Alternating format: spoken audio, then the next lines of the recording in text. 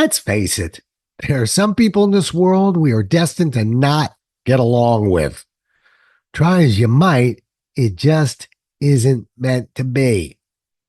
Let's have ourselves a pocket-sized pep talk because sometimes the desire to win over certain people can have disastrous effects on others. And this is never more true than in front of an audience. Stay with me. I'm going to tell you exactly what I mean. A pocket-sized pep talk, the podcast that can help energize your business and your life with a quick, inspiring message. Now, here's your host, Rob Jollis. One of the unique challenges of delivering workshops is working effectively with the various personalities that populate your audiences. Most workshops tend to last longer and have smaller crowds, so it's not unusual for there to be a lot of contact between the speaker and their audiences. Some participants talk a lot, some are quiet, some are funny, and some are not. But some are just not nice. And those porcupines, if you will, are the ones you need to be aware of. Clearly, our goal, as well as our instinct, is to get along with everyone.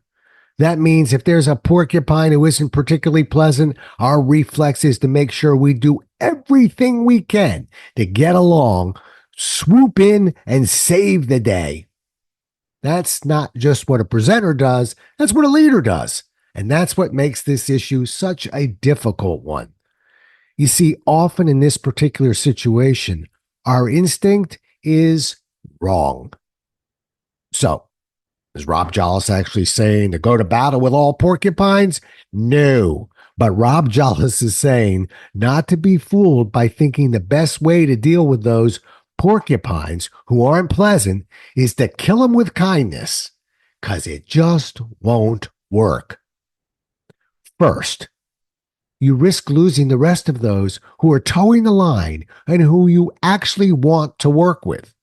We've all seen these porcupines that hold a room hostage with his or her inappropriate behavior. The "I'll turn this person around if it's the last thing I do" drive kicks in, and the presenter gets to work. They fawn all over them and generally bend over backwards to do everything in their power to win over the porcupine. They work so hard for so long that sometimes they actually succeed. But at what cost? You may win that battle, but you will absolutely lose the war. Audiences aren't stupid. Not only do they know when someone's inappropriate, they know when the presenter is working a little too hard to get on his or her good side. The audience not only perceives this as a reflection of weakness, they see a presenter actually rewarding bad behavior. By the way, other than watching the rhythm of a program completely thrown off by wasting a ton of time trying to placate the porcupine, how many times have you actually witnessed a presenter truly, successfully turn around a porcupine's ridiculous behavior by simply being nice? The solution is easier than you think, but harder than you might imagine. Leave the porcupine alone. Remember, no matter how long you're there is no quota system for participation.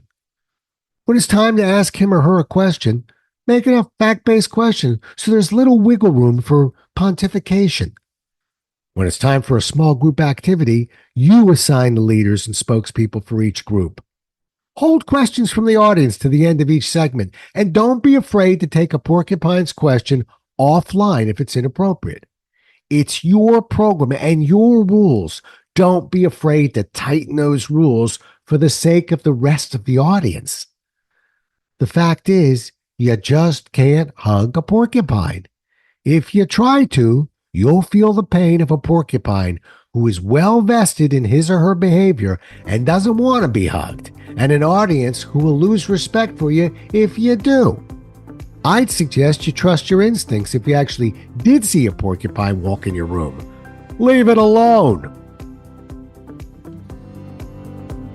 Thanks so much for listening. If you enjoyed today's show, please rate and recommend it on iTunes, Outcast, or wherever you get your podcasts. You can also get more information on this show and Rob at jollis.com.